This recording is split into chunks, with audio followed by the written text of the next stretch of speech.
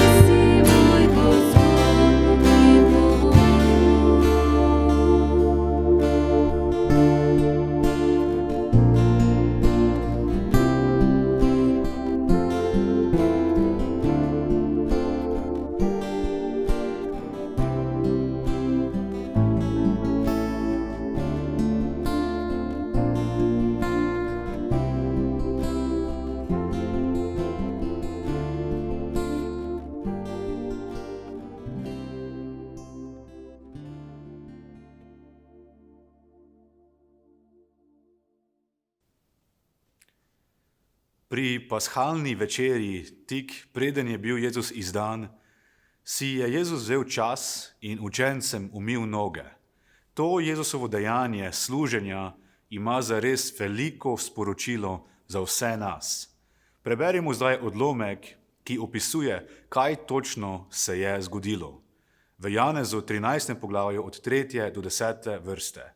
Ker je Jezus vedel, da mu je Oče dal vse v roke in da je prišel od Boga in odhaja k Bogu, je vstal od večerje, odložil vrhnje oblačilo, vzel platno in se z njim opasal. Nato je vlil vode v umivalnik in začel učencem umivati noge in jih brisati s platnom, s katerim je bil opasan. Prišel je k Simonu Petru, ta mu je rekel: Gospod, ti mi noge umivaš? Jezus je odvrnil in mu rekel: Tega, kar jaz delam, ti zdaj še ne razumeš, a spoznal boš pozneje. Peter mu je rekel: Ne boš mi umival nog, nikoli ne. Jezus mu je odgovoril: Če te ne umijem, nimaš deleža z menoj. Simon Peter mu je rekel: Gospod, potem pa ne samo nog, ampak tudi roke in glavo. Jezus mu je dejal: Kdor se je skopal, mu ni treba drugega, kakor da si umije noge, ves je namreč čist. Mogoče se nam zdi malo čudno, zakaj je Jezus to sploh naredil. Zakaj bi Jezus umival noge svojim učencem? Danes bi si rad skupaj z vami pogledal, kako je Jezusovo umivanje nog prvič prikaz Božje ljubezni, drugič simbol odrešujočega očiščenja in tretjič zgled krščanskega vedenja. Čeprav je Jezus vedel, da mu je Oče dal vse v roke in da ima Božjo moč v sebi, se je vseeno ponižal in začel umivati učencem noge. Imel je status Božjega sina, toda tega statusa se ni oklepal, ampak ga je dal na stran, da bi se lahko ponižal vse do smrti na križu. Čiščenje nog je v tistem času bilo namenjeno le najnižjim služabnikom ali sužnjem. To niti navaden služabnik ni delal. Izraelci ponavadi niso dovolili judovskim služabnikom storiti kaj takega. V Izraelu je bilo to namenjeno le poganskim sužnjem. Predstavljajte si, kako učenci in Jezus sedijo pri večerji na tepihu na tleh. Jezus je takrat vstal, si slekel vrhnje oblačilo in se opasal s platnom. To je bilo oblačilo najnižjega sužnja. Tako podobo je prevzel Jezus, da bi služil ljudem. V Filipljanom 2. poglavju od 6. do 8. vrste beremo: Čeprav je bil namreč v podobi Boga, se ni ljubosumno oklepal svoje enakosti z Bogom, ampak je sam sebe izpraznil tako, da je prevzel podobo služabnika in postal podoben ljudem. Po zunanjosti je bil kakor človek in je sam sebe ponižal tako, da je postal pokoren vse do smrti in sicer smrti na križu. Jezus je prišel, da bi služil temu svetu. Prišel je, da bi služil svojim učencem in prišel je, da bi služil meni in tebi. Učenci niso imeli čistih nog, kot jih imamo mi danes z današnjo obutvijo. V tedanjih časih so nosili sandale in v Izraelu hodili večinoma po prahu in pesku. Jezus je umival noge, ki so bile na zelo umazanih krajih. Z njih je očistil vso umazanijo in nečistočo. Mogoče so naše fizične noge precej čiste, kje pa so hodile že naše duhovne noge? Kaj so storile naše roke? Kaj so povedala naša usta? Ali pa kaj so gledale naše oči? Čeprav smo mogoče na zunaj čisti, ker se danes lahko umivamo vsak dan, pa smo zagotovo imeli umazano srce, dokler nas Jezus ni povsem očistil. Zagotovo so učenci bili povsem šokirani, ko so opazovali, kako Božji sin čisti njihove noge, so bili zagotovo v zadregi ali osramočeni. Ni jim bilo jasno, kaj se dogaja. Tudi Peter sprva ni razumel pomena Jezusovega umivanja njegovih nog. V tistem trenutku še ni razumel, kako bo Jezus očistil in odpustil grehe celega sveta. Peter še ni doumel, da je to dejanje bila predslika odpuščanja in očiščenja greha, ki ga bo Jezus storil na križu. Zato je Jezusu povedal, da mu ne bo umival nog. Dejal je, da nikoli ne bo dovolil Jezusu umivati svojih nog.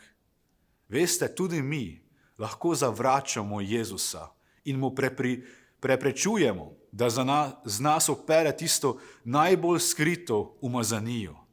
Kaj je naša umazanija, ki ne dovolimo Jezusu očistiti? Mogoče je to en kotiček tvojega in mojega srca, ki ga še vedno nočemo predati Jezusu. Mogoče je to greh, kateremu se nočemo odpovedati in dovoliti Jezusu, da nas povsem osvobodi. Jezus je Petru tedaj odvrnil: če te ne umijem, nimaš deleža z menoj. Če ga Jezus ne bi očistil, Peter z njim ne bi imel deleža. Delež v Svetem pismu pomeni dediščino. Brez duhovnega očiščenja ne more nihče biti v Kristusu. Če ne dovolimo Jezusu, da nas očisti, z njim nimamo deleža. Brez tega očiščenja ne moremo postati Božji otroci in dediči nebeškega kraljestva. Bog pa nam je po Kristusu obljubil naslednje. V 1. Janezu, 1. poglavju 9. vrsti beremo: če pa svoje grehe priznavamo, nam jih bo odpustil in nas očistil vse krivičnosti, saj je zvest in pravičen. Ker je naš Gospod Jezus zvest in pravičen, nas čisti vseh grehov in krivičnosti. Ampak mi moramo Jezusu dovoliti, da nas očisti in mu priznati naše grehe. Če nam Jezus ne služi, ne moremo biti rešeni. Zato pridimo k Jezusu in ga prosimo, naj nas povsem očisti. Dovolimo mu, da očisti tudi najbolj prikrit greh, ki nas še veže in osužnjuje. Potem je Peter Jezusu odgovoril: če je to tako, Jezus, potem pa očisti moje celo telo. Toda Jezus mu reče, da je cel že bil očiščen oziroma skopan in zdaj potrebuje le umite noge. Prvotno očiščenje pomeni Jezusovo odrešenje in odkupitev, ki je dejanje enkrat za vselej. Prej smo pripadali temu svetu, bili smo hčere in sinovi tega sveta. Prej smo bili izgubljeni in obsojeni na večno smrt. Zdaj pa nas je Jezus odrešil pogube v peklu in nas odkupil, da bi lahko pripadali njemu. Zato smo zdaj Božje hčere in sinovi. Haleluja. Ko enkrat sprejmemo Božje očiščenje naših grehov, nam več ni potrebno biti ponovno, celotno očiščeni. Od takrat naprej čistimo le naše noge, kar lahko z drugimi besedami povemo, da Boga sproti prosimo za odpuščanje naših grehov. Vsak dan pregrešimo, če pa ne vsak dan, pa vsaj enkrat na teden ali na mesec. In zaradi tega moramo sproti Boga prositi za odpuščanje, za grehe, ki smo jih pravkar storili. Ampak če smo se skesali za naše grehe in enkrat po veri v Jezusa postali Božji otroci, ne potrebujemo več celotnega umivanja. Zato pa vsak dan znova prosimo Gospoda, naj nas očisti vseh grehov, ki smo jih storili ta dan. Sproti priznavajmo svoje grehe Jezusu in mu dovolimo, da nas on redno čisti naših grehov, čisti naše srce in vse nečistoče. Jezusovo dejanje, umivanje nog učencem, je bila predslika njegovega dela na križu. Tam je enkrat za vselej očistil naše grehe, ko je za nas prelil svojo dragoceno kri in umrl smrti, namenjene največjim zločincem. Njegovo požrtvovalno dejanje umivanja nog učencem kaže proti njegovi veliki žrtvi za vse človeštvo. To dejanje prinaša vsem Jezusovim učencem, kar smo tudi mi danes, veliko sporočilo o Božji ljubezni. Jezus nas ljubi tako zelo, da je pripravljen umivati naše noge in tudi v duhovnem smislu se žrtvovati tako, da bi bili lahko popolnoma očiščeni in osvobojeni greha. Zato, če misliš, da nisi nič vreden in da je tvoje življenje brezpredmetno, bi ti rad danes povedal, da si za Jezusa neprecenljiv. On te ljubi tako zelo, da se je zate globoko ponižal vse do smrti zločinca in te s tem lahko povsem očistil. On te zagotovo lahko očisti vse umazanije in vsega greha. Ne obstaja področje v tvojem življenju, ki ga Jezus ne more odkupiti in posvetiti. Želi povsem očistiti tudi največjo umazanijo in smrad v tvojem srcu. Jezusovo umivanje nog učencem je tudi zgled nam za krščansko vedenje. Jezus je prevzel podobo služabnika in služil vsem ljudem. S tem pa je dal nam vzgled, kako naj živimo mi. V Janezu 13. poglavju od 12. do 17. vrste beremo. Ko jim je umil noge in vzel vrhnje oblačilo, je spet prisedel in jim rekel: razumete, kaj sem vam storil? Vi me kličete učitelj in gospod in prav govorite, saj to sem. Če sem torej jaz gospod in učitelj vam umil noge, ste tudi vi dolžni drug drugemu umivati noge. Zgled sem vam dal, da bi tudi vi delali tako, kakor sem vam jaz storil. Resnično, resnično povem vam, služabnik ni večji kot njegov gospodar in poslanec ne večji kot tisti, ki ga je poslal. Če to veste, blagor vam, če boste to delali. Jezus se je ponižal tako zelo, da je umil noge celo Judu Iškarjotu, ki ga je že sklenil takrat izdati. Čeprav je Jezus vedel, da ga bo v kratkem izdal, se je vseeno pred njim ponižal in mu umil noge, svojemu nasprotniku. To je bil neverjeten zgled ponižnosti in požrtvovalnosti, ki nas nagovarja še danes. Ponos je nasprotje ponižnosti. Ponos nas lahko loči od Boga. Sveto pismo na številnih mestih obsoja ponos. Zaradi ponosa morda človek ne bo dovolil Jezusu očistiti njegovo srce, kajti ponos nam pravi, da ne potrebujemo nikogar in smo zadostni sami sebi. Ponos nam lahko tudi preprečuje, da bi odpustili drugim ali pa sami prosili za odpuščanje. Ponos nam bo preprečil služiti drugim, kajti to bi bilo lahko izpod naše časti. Jezusovo umivanje nog pa je čudovit zgled, kako se naj Jezusovi učenci obnašajo drug do drugega. Jezus govori o vlogi gospodarja in sužnja. Govori o tem, kako gospodarji umivajo noge svojim sužnjem in jim na ta način služijo. To je bil zares šokanten primer v tistem času, ko so še imeli sužnje. Si lahko predstavljate, da bi nek gospodar, nek bogataš umival noge svojemu sužnju? To je bilo povsem nepredstavljivo.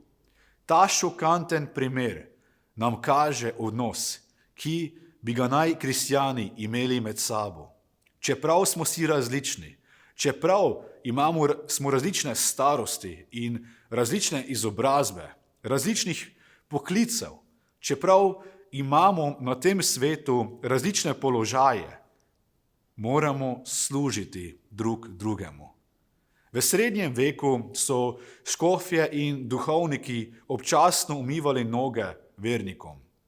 Niso umivali samo noge bogatašev in knezov, umivali so tudi noge siromašnih ljudi, in brezdomcev. Noge, ki so verjetno bile že zelo umazane in smrdele. Bog nas še danes kliče, naj služimo drug drugemu in s tem odsevamo Kristusovo ljubezen. Čeprav smo lahko precej različni, pa obstaja eno mesto, en kraj, kjer smo vsi enaki. Križ nas naredi enake. Tam se znižajo vse gore in povišajo vse doline. Vsi postanemo enaki pred križem, ker je Jezus storil za vse enako delo odrešenja. Pred križem postanemo vsi bratje in sestre, združeni v Jezusovo družino, ki jo še danes vidimo v cerkvi. Tam ni nihče bolj pomemben ali manj vreden. Zato, če lahko s čim pomagaš ali služiš svojemu bratu ali sestri v Gospodu, to naredi. Taka dejanja tudi od nas terjajo požrtvovalnost in ponižnost. Nekaj takega nima smisla temu svetu, toda v Božjih očeh ima popoln smisel. Take dejanja služenja nam potem pomagajo napredovati v naši ponižnosti in odstranjujejo naš ponos. To tudi uničuje meje in ovire, ki so med nami zaradi nekih kulturnih razlik ali standardov. Služenje drug drugemu nas tako še bolj povezuje v enotnosti, ki jo je Gospod namenil cerkvi. V Janezu 13. poglavju od 34. do 35. vrste beremo: Novo zapoved vam dam, da se ljubite med seboj, kakor sem vas jaz ljubil, tako se tudi vi ljubite med seboj. Potem bodo vsi spoznali, da ste moji učenci, če boste med seboj imeli ljubezen. Če bomo v taki ljubezni ravnali drug z drugim, bomo z našimi dejanji pričevali o Jezusovi ljubezni. Ljudje bodo v nas videli to ljubezen, ki jih bo pritegnila k Kristusu. Ko mi storimo nekaj brez, da bi pričakovali nekaj nazaj v zameno in se žrtvujemo za drugega, s tem ponazarjamo Kristusovo ljubezen. Ker je Jezusova ljubezen spremenila naša srca, tudi mi spreminjajmo svet okrog nas in pomagajmo drugim. Poslušnost tem Jezusovim besedam bo našo vero spremenila v praktično in živo vero, ker vera brez del je drugače mrtva. Zato, ko vidimo, da nekdo potrebuje pomoč, ponudimo našo pomoč. Pomagajmo ubogim in siromašnim, pomagajmo starejšim in bolnim. Ko bomo spet lahko, pojdimo na obisk ljudem v bolnišnicah, obiščimo tudi starejše in osamljene. Gospod nas zagotovo želi uporabiti na take načine, da bi bili lahko še mnogim na blagoslav. Jezusovo umivanje nog je čudoviti prikaz Božje ljubezni. Bog nas ljubi tako zelo, da je pripravljen umivati vso našo umazanijo. Umivanje nog je tudi simbol odrešujočega očiščenja. S tem je Jezus nakazal, kaj bo kasneje storil na križu. Tam je njegova dragocena kri tekla namesto nas. Kot pravi Božja beseda, nas Jezusova kri čisti vseh grehov. Umivanje nog učencem je tudi zgled za nas danes, kako se naj kristjani vedemo drug do drugega in tudi do ljudi tega sveta, ker smo sami prejeli Božjo neizmerno ljubezen, delimo to ljubezen z drugimi v požrtvovalnosti in ponižnosti. Če čutiš, da tvoje duhovne noge niso povsem očiščene, si vzemi zdaj nekaj trenutkov in prosi Gospoda za odpuščanje grehov. Prosi Jezusa, naj te povsem očisti. Dovoli mu, da očisti tudi najbolj skrit greh v tvojem srcu. Jezus je prišel, da bi imeli pravo življenje in bili svobodni vezi greha. Zato odstranimo ponos iz srca in dovolimo Jezusu, da nam služi in očisti naše srce. Če moramo tudi sami kaj odpustiti ali prositi za odpuščanje, storimo to čim prej, kajti Jezus nam je dal čudovit zgled Božjega odpuščanja.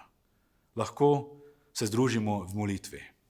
Vsemogočni nebeški Oče, hvala ti za tvojo besedo, ki nas še danes nagovarja. In Jezus, hvala ti, da si ti dal nam zgled, kako naj živimo.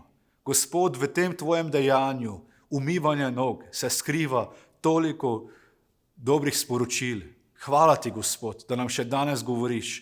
In dragi Bog, jaz te prosim prav zdaj, da ti prepričuješ naša srca, da nam ti pokažeš vse grehe, vse skrite kotičke srca, ki še jih držimo zase, kaj še nismo izročili in predali tebi. Gospod, pomagaj nam, da vse tebi dovolimo, da nas ti očistiš, osvobodiš vseh vezi greha, Gospod, da bi bili lahko povsem čisti. Oče, hvala ti, da nas tvoja kri čisti prav vsega greha, da ni dejanja, da ni besede, da ni stvari, ki jih mi naredimo, ki jih ti ne bi mogel očistiti, kajti ti si nas odkupil za visoko ceno tvoje krvi in zdaj lahko pripadamo tebi. Bog, pomagaj nam, da tudi iz našega srca odstranimo ponos in da dovolimo, Jezus, tebi nam služiti, da ne bomo kot Peter, ki te je hotel zaustaviti. Gospod, daj, da pridemo pred tebe in da ti dovolimo, da nas ti umiješ. Gospod, hvala ti, da nam tudi ti s tem kažeš, kako naj mi živimo. Pomagaj nam, Gospod, da bi resnično živeli v tvoji ljubezni, da bi drug drugemu služili v ljubezni, da bi se žrtvovali, da bi se ponižali, Gospod, in s tem ponazarjali tvojo ljubezen. Gospod, hvala ti, da nas ti združuješ v enotnosti v cerkev, da bi lahko drug drugemu pomagali in skupaj odsevali tvojo ljubezen temu svetu. Jaz prosim, Gospod, za tvoj blagoslov in hvala ti, Gospod, da imaš ti čudovite stvari za nas, da si nas tako ljubil, da si šel do kraja za nas, vse do smrti na križu in da ti se vedno znova ponižuješ in umivaš naše grehe, naše noge. Hvala ti, Gospod. Vse izročamo v tvoje zveste roke, Jezus. Amen. Želim vam vsem še naprej lepo nedeljo. Naj vas Gospod naprej vodi in blagoslavlja.